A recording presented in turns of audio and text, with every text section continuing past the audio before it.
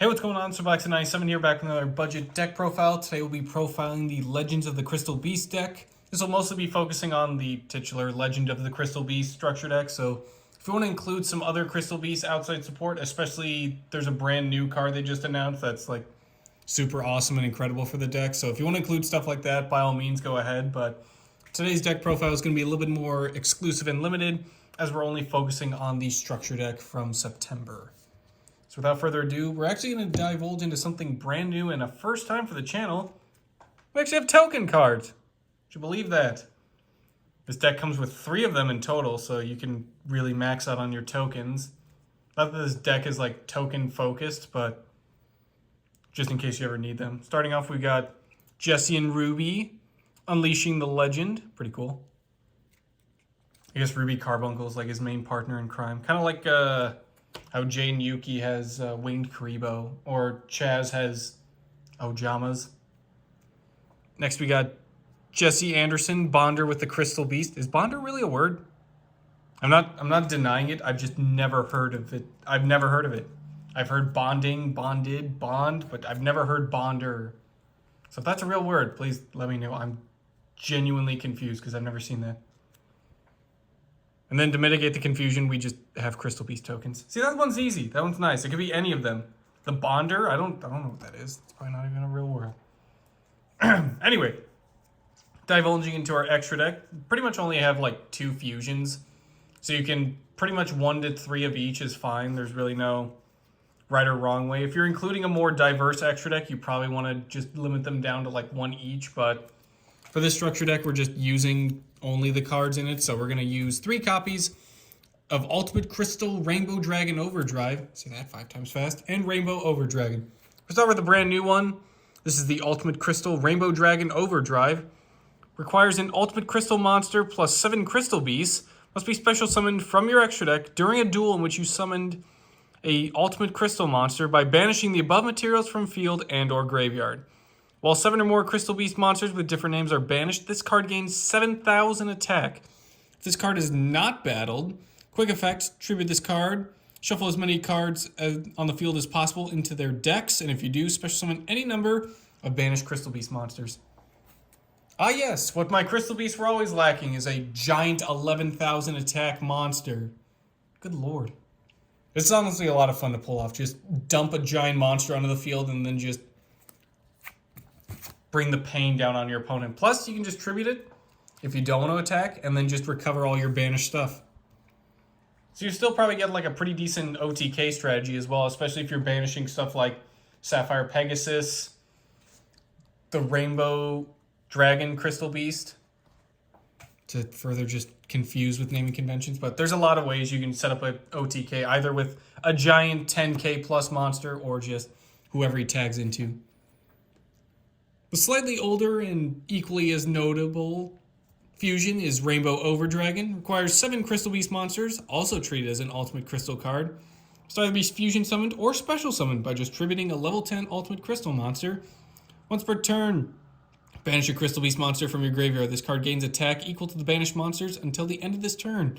Quick effect, tribute this fusion summoned card, shuffle all cards on the field into the deck.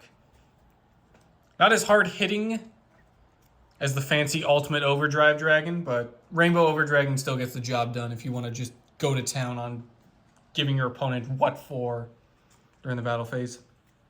Moving on to the main deck, we have 2 copies of the Ultimate Man himself, the Ultimate Crystal Rainbow Dragon. Treated as an Ultimate Crystal card. Cannot be normal summoned or set, must be special summoned from your hand by having 7 or more Crystal Beast cards with different names on the field and in your graveyard. This card cannot activate its effects the turn it was summoned, but quick effect, send all Crystal Beast monsters you control to the graveyard. This card permanently gains 1,000 attack for each sent to the graveyard. Also banish all Crystal Beast monsters from the graveyard. Shuffle all cards on the field into the deck. What's cool about this is all you need is just 7 Crystal Beasts with different names. So if you had all of your Crystal Beasts in the graveyard and or field, and you had 3 of these, you could just summon all 3 of them, which is pretty terrifying to think. Even if they don't have their effects, just 3 level 10s with 4,000 attack is pretty terrifying. Honestly, you can mix and match however many quantities you want to run, but 1 to 2 is pretty serviceable for this deck. Up next, we're going to go through the whole lineup of the main Crystal Beast monsters. But first, we're going to take a quick little pit stop and see the card that kind of bridges them, Crystal Beast Rainbow Dragon. Because it's not confusing enough with every card with over Dragon and Crystal in its name. We now have one that's both. If this face-up card is destroyed in the monster zone, place it face-up in your spell and trap as a continuous spell. It's kind of a shared effect with all Crystal Beasts, so we won't really cover that effect as in detail, as we'll just be focusing on the unique effects with each one. When an attack is declared involving a Crystal Beast monster, either being attacked or attacking, special summon this card from your hand, banish this card, treat it as a continuous spell, special summon a level 4 or lower Crystal Beast monster from your deck, but negates effects, and if you do, add an ultimate crystal monster from deck to hand. Yeah, they weren't kidding when I said it was a bridge between monsters. Banish itself to grab other Crystal Beasts, and then also searches out your ultimate crystals. Granted, it does banish, which is kind of annoying, because you'd rather have your Crystal Beasts either stay on the field or just remain as continuous spell or traps or go to the graveyard, but it does its job pretty well, especially since it's pretty easy summoning condition. Moving on to the iconic original lineup of Crystal Beasts, we're running 3 copies of the Sapphire Pegasus, 2 Ruby Carbuncles, 1 Amethyst Cat, 1 Emerald Tortoise, 1 Topaz Tiger, 1 Amber Mammoth, and 1 Cobalt Eagle. I know it just sounds like I'm throwing colors and names and characters around, but that is what they are called. We'll start with Sapphire Pegasus. This is one you always want to max out on. Whenever it's summoned, place a Crystal Beast monster from hand, deck, or graveyard face up in the spell or trap zone as a continuous spell. Ruby Carbuncle's effect, you probably want to run like 1 to 2. Definitely want to run closer to 2 as its effect is pretty nice. Whenever it's special summon as many Crystal Beast monsters as possible from your spell and trap zone. So this just helps out with swarming in addition to a lot of the other plays that your Crystal Beast will make. There are plenty of ways to special summon Crystal Beasts, so don't feel like you're ever stuck in a position where Carbuncle is just kind of sitting around. There are plenty of ways to get him out on the field and get a combo going. Emerald Tortoise, once per turn, target a monster you control that attacked this turn, change it to defense position. It's kind of nice that it's generic, but situational at best. I guess if you're attacking with something like Amethyst Cat and you want to protect yourself. Speaking of Amethyst Cat, attack directly, but when it does, battle damage it inflicts is halved. It's got 1200, which doesn't seem like much, but they do have an equip spell, which boosts a Crystal Beast monster by 800. So direct attack for 2000 that's like halved is not terrible. It's more of like a thing you would see in Duel Links as opposed to the TCG, but it is still worth mentioning. Ironically, though, you can't really make effects or use of Emerald Tortoise in Duel Links or Speed Duel, so it's kind of a bit of a double-edged sword there. Cobalt Eagle, once per turn, target a Crystal Beast card you control, place it on the top of the deck. May seem a bit odd, but some of their continuous cards do have effects that activate, so it's kind of nice to just bounce stuff back, but in reality, that one doesn't come up as often. Topaz Tiger, if this card attacks an opponent's monster, gains 400 attack during the damage step only. Again, bit situational, more suited for Duel Links, but still, it's a Crystal Beast. Plus, if you suit it up with the equip spell, kind of like Sapphire Pegasus or Amber Mammoth, you can turn them into some pretty decent level 4 beatdown cards. Speaking of Amber Mammoth, when another Crystal Beast monster you control is targeted for an attack, change the attack target to this card. Again, these effects seem kind of dated and more of a product of their time, but they are still Crystal Beasts with different names, so getting them onto the field as continuous cards or just getting them to the graveyard is not that hard. That's pretty much your end goal, is just to load up your graveyard for any of the crystal or ultimate crystal monsters. Moving on, Crystal Beasts, although share the continuous spells and traps themselves, they actually have some pendulums, because your spell and trap zone wasn't crowded enough. Honestly, Crystal Master is one you want to max out on, but 2 of each is pretty serviceable. Start with Crystal Master. Pendulum effect is your opponent cannot target ultimate crystal monsters or Crystal Beast cards you control with card effects. Monster effect is you can tribute this card, add an ultimate crystal monster, Crystal Beast, or Crystal Spell or Trap from deck to hand. Very nice and serviceable. You're always going to be pulling off a really good search with that. There's tons of stuff you want to grab into, so Crystal Master never really sees a place outside of the deck unless you're more just focused on the swarm heavy playstyle and don't want to focus on the pendulums. Crystal Keeper pendulum effect. Each turn the first time an ultimate crystal and or Crystal Beast card you control would be destroyed by card effect. It is not. So it's a nice way, even though you're not being targeted, if your opponent just want to Raigeki your field, you at least have that form of protection. Monster effect is, if a Crystal Beast monster you control battles an opponent's monster, during damage calculation, quick effect, tribute this card from hand and or face-up field. Your battling monster's attack and defense become double its original during that damage calculation only, but is destroyed at the end of the damage step. Again, considering your cards go to the spell and trap zone when they're destroyed, that's not really an issue. Plus, it just helps get over some pretty tricky battles as well.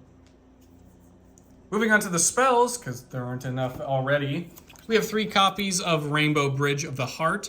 During the main phase, you get to normal summon a Crystal Beast monster in addition to your normal summoner set. Once per turn during your main phase, destroy a Crystal Beast card you control or in your hand, and if you do, add a Crystal Spell or Trap from your deck to your hand. Crystal Beast card is placed in the spell or trap zone. Even during the damage step, target one card your opponent controls, return both that card and this card to the hand. The self-bouncing effect kind of makes more sense, that you want to fill your spell and trap zone with Crystal Beast cards, and this is basically just to facilitate some effects during your turn, and then immediately just bounce it back when you're ready to activate it again. Up next, we have 3 copies of Crystal Bond. Add a Crystal Beast monster from deck to hand, and then place a different named Crystal Beast from deck face up to the spell and trap zone as a continuous spell. You run 3. It's perfect. It's wonderful. It does everything you need it to do. Searches out Pegasus, puts another card into the spell and trap zone, summon Pegasus, get another into spell and trap zone. Absolutely wild. Up next, Crystal Beasts do have a field spell, which, ironically, the only spell zone they really don't tend to take up.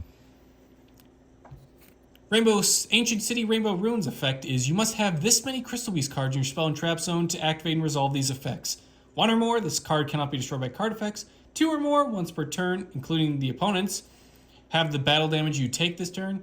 3 or more, when a spell or trap is activated, send a Crystal Beast monster you control to the graveyard, negate the activation, and if you do, destroy it. 4 or more, once per turn during the main phase, draw a card. 5 or more, once per turn during the main phase, target a Crystal Beast in the spell and trap zone, special summon it. It's wonderful. It rewards you for playing the deck. Of course you run 1 to 2 of it.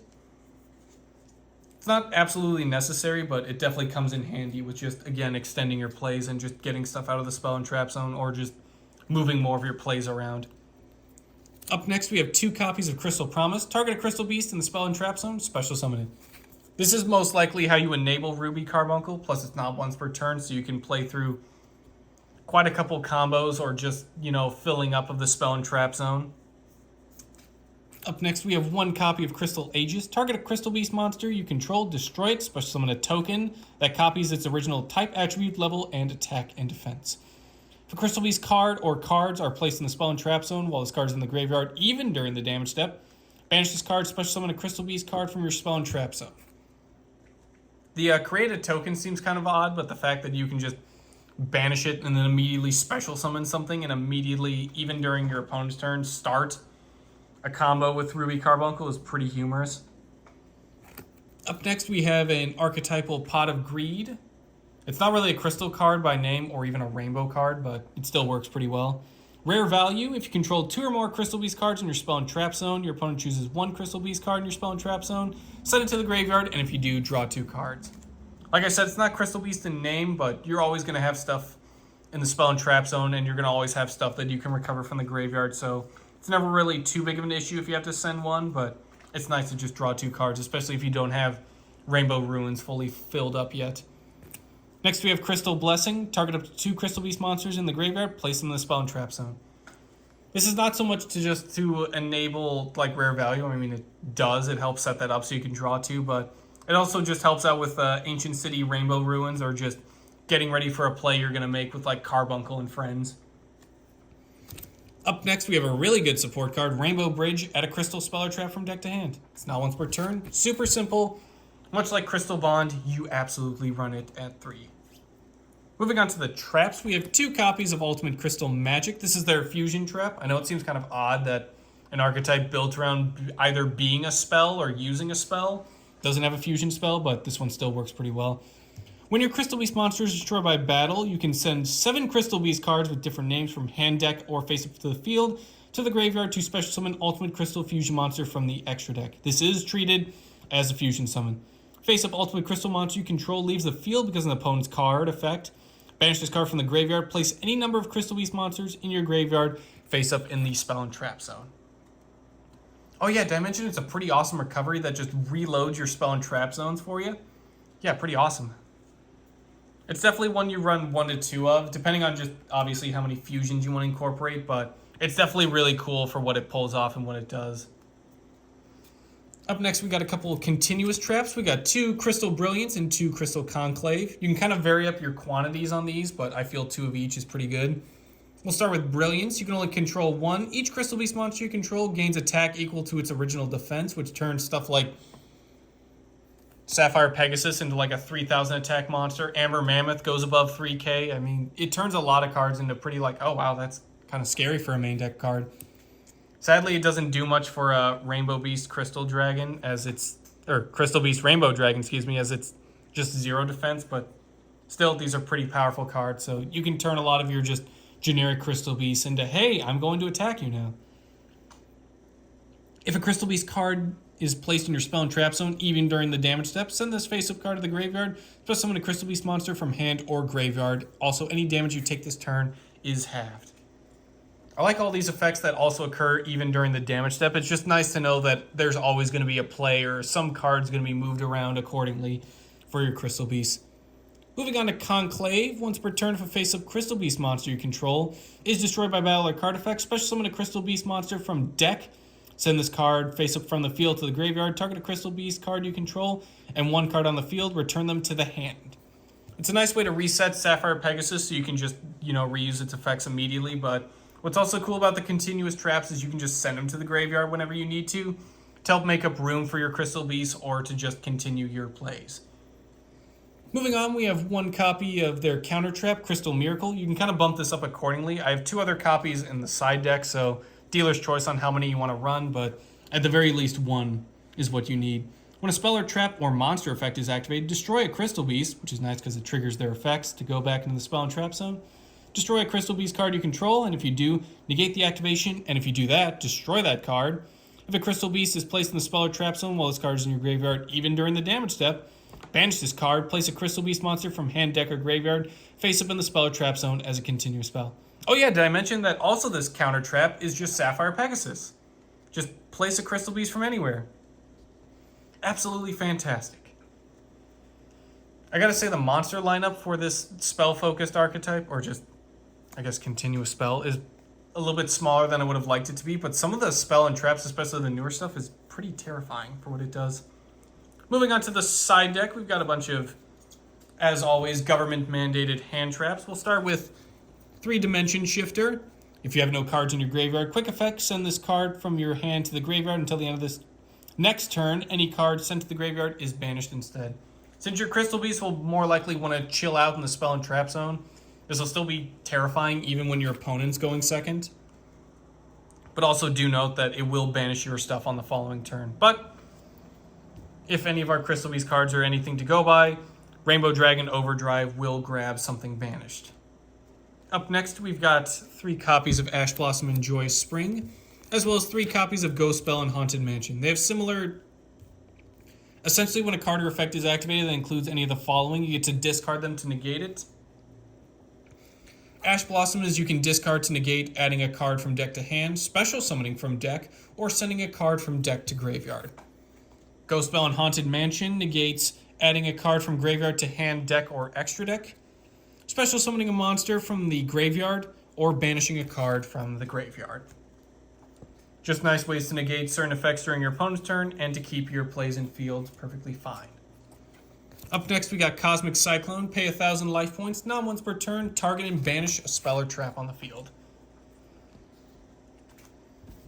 Up next, we've got Foolish Burial Goods, because a lot of our spell and traps, even though their majority and main effects are pretty awesome, it is nice to just also take advantage of those lingering graveyard effects if you just want to cut straight to the end of that. Like just banishing Miracle, so you can just, like I said, Sapphire Pegasus instantly.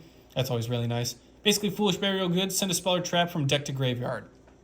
It's simple. It's wonderful. Honestly, any number is perfectly fine, but 1, similar to like Miracle, you should probably start with at least 1. And then finally, we have the 2 other copies of Crystal Miracle. Because again, just being an instant Pegasus on a trap card is pretty humorous to me. That'll do it for today's deck profile. Thank you all for watching. Definitely enjoy these little budget deck profiles. So if there's any structure deck you want to see me crack into 3 copies of and make a deck list out of it, by all means, comment down below. I'll definitely be sure to try and get to them as best I can. Thank you all for watching, and I will see you guys next time.